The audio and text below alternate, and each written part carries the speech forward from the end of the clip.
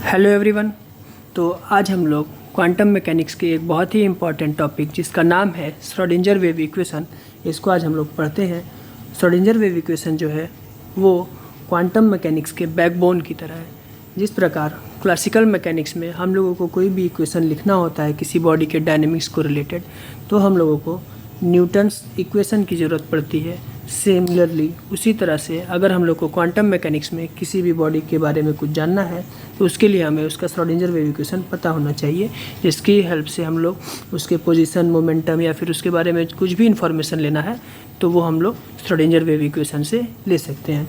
तो Schrödinger wave equation क्या होता है, इसके बारे में एक लाइन लिखी हुई है कि Schrödinger wave equation is a fundamental equation of quantum mechanics that describes how quantum state, जो कि wave function sigh of a physical system changes over time.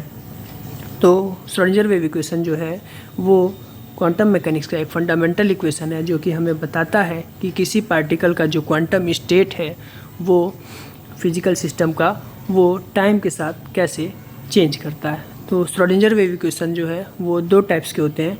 एक होता है time dependent Schrödinger equation, short form में TDSE बोलते हैं, और दूसरा होता है time independent Schrödinger wave equation, इसको हम लोग शॉर्ट फॉर्म में TISE भी लिखते हैं। तो इस वीडियो में हम लोग time dependent Schrödinger wave equation TDSE को कवर करेंगे। जो दूसरा वाला पार्ट है इसको हम लोग अगले वीडियो में कवर करेंगे, जिसका लिंक इसके डिस्क्रिप्शन में दे दिया जाएगा, आप लोग वहाँ से दूसरे वीडियो को देख सकते हैं। तो चलिए हम लोग time dependent Schrödinger wave equation को डिराइव करते हैं। तो time dependent Schrödinger wave equation जो है वो मैटर वेव्स के साथ डील करता है। मैटर वेव्स मतलब जो डी ब्रॉगली वेव्स जो होती हैं उन्हीं को मैटर वेव्स कहते हैं, जहाँ पे हम लोग यूज़ करते हैं जो equation lambda is to h/p वाला। तो इसके लिए हम लोगों को जो स्टेप्स करने हैं वो पहले हम लोग इसको डिराइव करने के स्टेप्स देखते हैं, फिर उसके बाद हम लोग डिराइव करेंगे तो हमारा काम आसान हो जाएगा। पहले हम लोग एक जो फ्री पार्टिकल की इक्वेशन होती है उसको लिखेंगे। क्या करेंगे? फ्री पार्टिकल इक्वेशन लिखेंगे। ठीक, फ्री पार्टिकल इक्वेशन को लिखेंगे, ये स्टेप 1 हो गया। फिर इसको दो काम करेंगे, एक बार इसको 2 बार डिफरेंशिएट करेंगे। किस पे रिस्पेक्ट में करेंगे? With respect to time position x के रिस्पेक्ट में करेंगे। ठीक, यहाँ से हमें p² साई की वैल्यू मिलेगी। फिर इसको एक बार डिफरेंशिएट करेंगे हम लोग टाइम के रिस्पेक्ट में, जहाँ से हमें e साई की वैल्यू मिलेगी। फिर इस p² साई और इस e साई की हेल्प से हम लोग टोटल एनर्जी का फॉर्मूला लिखेंगे, जिसको होता है kinetic energy plus potential energy. इस इक्वेशन में जब हम इन दोनों वैल्यूज़ को पुट करेंगे तो हमें क्या मिल जाएगा? हमें मिल जाएगा श्रोडिंजर टाइम डिपेंडेंट इक्वेशन। तो अब हम लोगों को इसी फ्लो चार्ट पर काम करना है, जिससे हमें टाइम डिपेंडेंट श्रोडिंजर इक्वेशन मिल जाएगा। बहुत ही इजी है, बस आप लोग साथ में बने रहिए और हर एक स्टेप को ध्यान से देखिए। तो स्टार्ट करते हैं। तो सबसे पहले क्या लिखेंगे? वी नो दैट, क्या जानते हैं? The equation of free particle. हम यहाँ पर 1 डायमेंशन की बात कर रहे हैं तो इसीलिए 1 डायमेंशन की बात करेंगे। इन x डायरेक्शन ले लेते हैं। x direction is given by, तो कैसे दिया जाता है ये फ्री पार्टिकल का इक्वेशन, ये देखते हैं। तो इसको दिया जाता है साई से, psi is equals to a, जो कि एक कांस्टेंट है, e⁻i kx minus omega t। इसमें से अगर हम लोग माइनस कॉमन ले लें तो क्या हो जाएगा? e⁻ i बाहर है तो ये हो जाएगा ओमेगा t माइनस kx, जहाँ पर कि a एक कांस्टेंट है, i आप लोग जानते हैं √-1। ओमेगा जो होता है, ओमेगा की बात करें वेयर ओमेगा क्या हो जाता है? 2π न्यू। ओमेगा एंगुलर फ्रीक्वेंसी और न्यू जो है वो फ्रीक्वेंसी है। इसको हम लोग और क्या लिख सकते हैं? 2π e/h। अब आप लोग कन्फ्यूज हो रहे होंगे कहाँ से आ रहा है, तो आप लोग जानते हैं e=h न्यू, तो यहीं से h न्यू लिखा हुआ है, e की वैल्यू, हम लोग न्यू की वैल्यू निकालेंगे तो क्या हो जाएगा? एच। ठीक, इसको हम लोग इक्वेशन 1 मान लेते हैं, इसको मान लेते हैं इक्वेशन 2। ओमेगा हो गया, टी टाइम है, के जो होता है वेव वेक्टर, तो के इज इक्वल्स टू क्या होता है 2 पाई बाई लैम्डा होता है। तो यहाँ पर भी थोड़ा सा काम करना है, वो क्या है 2 पाई को ऐसे रहने देंगे। लैम्डा जो होता है डी ब्रॉगली वेव्स के साथ डील करता है, इक्वेशन अभी बताया। तो लैम्डा की वैल्यू जो होती है वो क्या होती है एच बाई पी, तो 1 अपॉन लैम्डा की क्या हो जाएगी पी बाई एच। यहाँ पे लिख लेते हैं lambda is equals to h by p. इसको हम लोग मान लेते हैं इक्वेशन नंबर 3। तो अब हम लोग क्या करेंगे, इक्वेशन 2 और 3 की वैल्यू इक्वेशन 1 में पुट करेंगे। तो putting value of omega and k in equation 1 we get क्या मिलेगा, psi is equals to A ऐसे ही रहेगा e to the power minus i, omega की जगह क्या आएगा 2 पाई ई बाई एच, इसके साथ में मल्टीप्लाई है टी, माइनस के की जगह क्या लिखेंगे 2 पाई पी बाई एच, और इसके साथ मल्टीप्लाई है एक्स। यहाँ तक की बात क्लियर। अब आगे हम लोग देखते हैं आगे हम लोग को क्या करना है। इसको साथ में ऐसे रखें, आगे देखते हैं। आगे हम लोग इसी में लिखते हैं psi is equals to A e to the power minus i, क्या क्या कॉमन है देखिए 2 पाई बाई एच दोनों साइड से कॉमन है, तो इसको हम लोग कॉमन ले लेंगे। अंदर क्या बचेगा ई टी माइनस पी एक्स। अब हम लोग जानते हैं कि एच कट जो होता है या फिर एच क्रॉस भी बोलते हैं, ये होता है एच अपॉन 2 पाई। तो इस रिलेशन को हम लोग यहाँ यूज़ करेंगे। तो इक्वेशन किस तरह से आज बन जाएगा, ये हो जाएगा A e to the power minus i by h cross, h upon 2 pi की जगह हम लोग क्या यूज़ कर रहे हैं एच क्रॉस, और ब्रैकेट में क्या मिल जाएगा ई टी माइनस पी एक्स। ये हमारा इक्वेशन आ गया। अब इक्वेशन के बाद हमें क्या करना है, इसे डिफ्रेंशिएट करना है। इसको हम लोग को इक्वेशन मान लेते हैं इक्वेशन 4। तो अब हमें क्या करना है डिफ्रेंशिएट, किसको डिफ्रेंशिएट करना है, डिफ्रेंशिएट इक्वेशन 4 ट्वाइस, 2 बार करेंगे, किसके रिस्पेक्ट में विथ रिस्पेक्ट टू एक्स।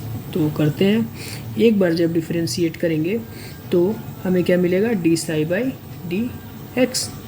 तो d psi by d x निकालेंगे तो क्या हो जाएगा, ए कांस्टेंट है वैसे ही रह जाएगा। अब ई के पावर में जो होता है वो आ जाता है बाहर, तो क्या बाहर आएगा minus i by h cross, और अंदर देखिए एक्स का टर्म इसके साथ है, तो यहाँ से हमें क्या मिल जाएगा पी मिल जाएगा बाहर। तो ये पी बाहर आ गया। अब ये पी जो है वो माइनस साइन के साथ है, तो इसलिए माइनस और ये माइनस मिलके प्लस हो जाएगा। फिर आगे क्या बचेगा e to the power minus i by h cross e t minus p x. ये हो गया एक बार डिफ्रेंशिएट। अब एक बार और डिफ्रेंशिएट करेंगे तो क्या मिलेगा d two psi by d x square, यहाँ से क्या मिल जाएगा A i by h cross into p, और फिर ये टर्म दोबारा से आएगा इसमें से, क्योंकि इसको एक बार और डिफ्रेंशिएट कर रहे हैं i by h cross into p, और अंदर हमें क्या मिलेगा देखते हैं। तो अंदर हम बाकी अंदर करें तो e to the power i by h cross e t minus p x. अब यहाँ से इन दोनों को मल्टीप्लाई कर देंगे तो क्या हो जाएगा i square p square by h cross square, बाकी जो टर्म्स है उसको यहाँ लिख लेते हैं A to the power minus i by h cross e t minus p x. अब ये जो है ये वही वैल्यू है जो हम लोग साई की लिखे थे, तो इसको हम लोग क्या लिख सकते हैं आई स्क्वायर की जगह माइनस यूज़ कर सकते हैं -1, तो ये P square by h cross square, यहाँ पे क्या मिल जाएगा साई, और ये किसके इक्वल है d two psi by d x square के इक्वल है। तो अब यहाँ पर देखिए क्या करना है, हम लोग पी स्क्वायर साई की वैल्यू निकाल लेते हैं। तो यहाँ से हम लोगों को पी स्क्वायर साई क्या मिल जाएगा, पी स्क्वायर साई मिल जाएगा h cross square into minus में d two psi by d x square. इसको हम लोग एक इक्वेशन मान लेते हैं। अब तक हम लोग कितने इक्वेशन बना चुके हैं, 4 बना चुके हैं, तो इसको हम लोग मान लेते हैं इक्वेशन नंबर 5। अब अगला हमें क्या करना था, हम लोगों ने एक्स के रिस्पेक्ट में 2 बार डिफ्रेंशिएट कर दिया। अब हमें एक बार टी के रिस्पेक्ट में डिफरेंशिएट करना है। किसको करना है? इक्वेशन नंबर 4 को। तो फिर लिखेंगे differentiate equation 4 with respect to t. Equation number 4 क्या था? तो इक्वेशन नंबर 4 जो था वो आपके सामने है, वो कौन सा था? इक्वेशन नंबर 4 ये रहा। इसी को अब हम लोग टी के रिस्पेक्ट में डिफरेंशिएट करेंगे। तो क्या मिलेगा? इसको यहीं रख के करते हैं। ये रहा इक्वेशन 4। तो डिफरेंशिएट करेंगे तो देखिए क्या मिलेगा? मिलेगा d psi by d t is equals to A, ये बाहर आ जाएगा, minus i by h cross t के साथ क्या है? ई, तो ई बाहर आ जाएगा, बाकी टर्म्स ऐसे ही रहेंगे। E to the power minus i by h cross bracket में e t minus p x. अब क्या करेंगे? इसको हम लोग बाहर लिख देते हैं, i e by h cross A e to the power minus i by h cross e t minus p x. अब यहाँ देखिए एक काम हमें और करना है। पहले इसको हम लोग लिख लेते हैं कुछ, minus i by h cross, ये जो टर्म है ये पूरी की पूरी साई ही मिल गई दोबारा से हमें, तो साई लिख सकते हैं। अब देखिए minus H I by h cross into Sai, जो इसको हम लोग दूसरे साइड भेजेंगे तो हमें मिलेगी ई साई की वैल्यू। तो हमें ई साई की वैल्यू क्या मिलेगी? H cross by I minus में इंटू ई साई को ऐसे छोड़ दिया, इस बाकी टर्म को भेजेंगे तो क्या मिलेगा? D psi by d T के साथ। यहाँ आई नीचे है, अब आई को ऊपर ले जाने के लिए क्या करेंगे? इसमें हम लोग आई से ऊपर नीचे मल्टीप्लाई करेंगे तो क्या हो जाएगा? Minus i h cross upon i into i, फिर ब्रैकेट मल्टीप्लाई में d psi by d t. तो यहाँ पर minus i h cross, i square की वैल्यू होती है -1 d psi by d t. तो ये आई माइनस से माइनस कट जाएगा तो हमें क्या मिल जाएगा? ई साई की वैल्यू मिल जाएगी आई h cross D psi by d t.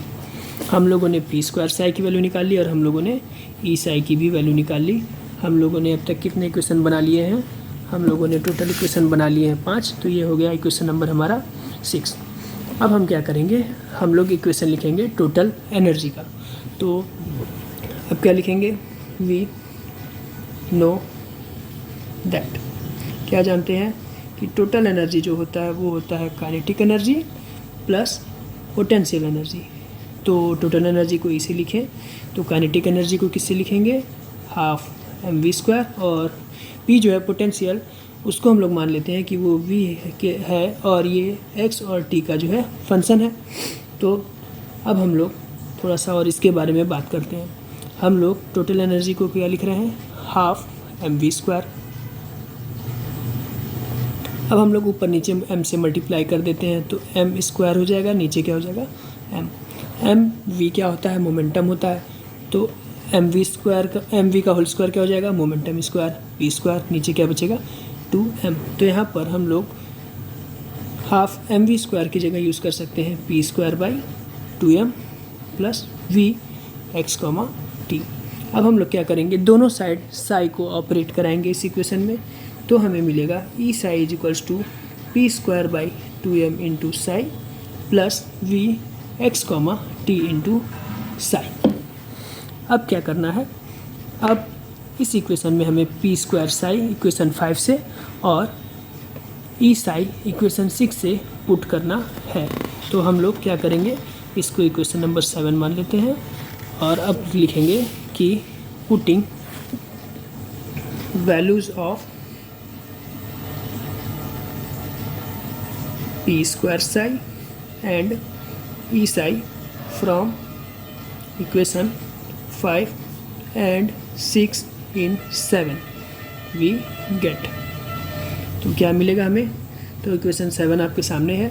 तो ई साई की वैल्यू अभी हम लोगों ने क्या लाई थी इक्वेशन 6 में? देखते हैं। E psi equals to i h cut del psi by del t. तो i h cut d psi by d t is equals to, आगे देखिए क्या है?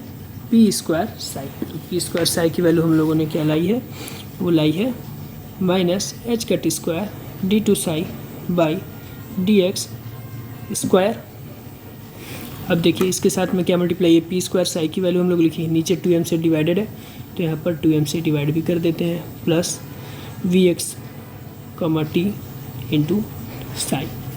ये जो इक्वेशन आपके सामने आया है i h cut del psi by d t या फिर d psi by d t is equals to minus h cut square by 2m d two psi by d x square plus v x comma t into psi. ये जो equation है, इसी equation को हम लोग बोलते हैं time dependent Schrodinger wave equation. तो इतने इजी स्टेप्स में हम लोगों को आ गया। बस हमें क्या करना है, एक बार फिर से रिपीट कर देते हैं। पहले हम लोगों को फ्री पार्टिकल का इक्वेशन लिखना है, जो कि हम लोगों ने यहाँ पर लिखा। उसके बाद से इसे 2 बार डिफरेंशिएट करना था एक्स के रिस्पेक्ट में, जिसे हम लोगों ने किया। तो हमें क्या मिला, हमें ये टर्म मिल गया पी स्क्वायर साई। फिर उसके बाद हम लोगों ने क्या किया, एक बार एक्स टी के रिस्पेक्ट में डिफरेंशिएट किया। टी के रिस्पेक्ट में डिफरेंशिएट किया तो हमें मिल गया ई साई। फिर हम लोगों ने क्या किया, हम लोगों ने टोटल एनर्जी का इक्वेशन लिखा, जो कि हम लोगों ने यहाँ किया है। फिर इसमें ये ई साई और पी स्क्वायर साई की वैल्यू पुट की। तो ई साई और पी साई की, ई साई और पी स्क्वायर साई की जब वैल्यू पुट की तो हमें क्या मिल गया, time dependent Schrodinger wave equation. ये बहुत ही इंपॉर्टेंट टॉपिक है, जो कि एग्ज़ाम्स में हमेशा पूछते रहता है। और इसके एप्लीकेशंस की बात करें तो इसके एप्लीकेशन क्वांटम मैकेनिक्स के हर एक फील्ड में है। जो मेजर एप्लीकेशन है वो बता देते हैं। क्वांटम टनलिंग में यूज़ होता है, मटेरियल साइंस में यूज़ होता है, सुपर कंडक्टिविटी में यूज़ होता है, क्वांटम कंप्यूटिंग में इसका बहुत इंपॉर्टेंस है, वेव इंटरफेरेंस और स्पेक्ट्रोस्कोपी में भी बहुत इंपॉर्टेंस है श्रोडिंगर टाइम डिपेंडेंट इक्वेशन का। और अब बचता है श्रोडिंगर टाइम इंडिपेंडेंट इक्वेशन, जिसको कि हम लोग अगले वीडियो में कवर करेंगे, जिसका लिंक डिस्क्रिप्शन में दे दिया गया है। तब तक अगर आपको कोई डाउट होता है तो आप कमेंट करके ज़रूर पूछिएगा। तो इसी के साथ हमारा श्रोडिंगर टाइम डिपेंडेंट इक्वेशन जो है वो ख़त्म होता है। Thank you.